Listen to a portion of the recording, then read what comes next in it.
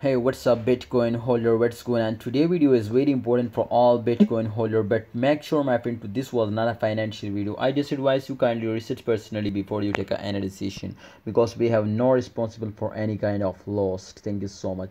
Bitcoin price is totally pumps up. BTC is gonna be viral now. Finally it's going up, and make sure my friend today will easily hit now 50,000 US dollar. That's was a target. It's so crazy pump, my friend, and I never expect this, my friends, to in those days they will moving upward, but 100% that's clear to this month, my friends, they will easily hit now, my friends, $50,000. So if they will hit now this huge pump, my friend, remember to they will make you a millionaire, and there was a big opportunity, big chance, my brother, so don't miss this chance. All right, come to the point. Bitcoin price was be increasing because, my brother, after a very long dump, my friend, you can see here they were starting moving upward, and it's crazy movement, my friend. You can see here the candle, look at this candle, my friend, it's crazy, my friend, it's totally crazy. But after a temporary dump, remember to every coin will not moving, and this resistance, my friend, you can see this time here is the resistance line, so they cannot moving goes down.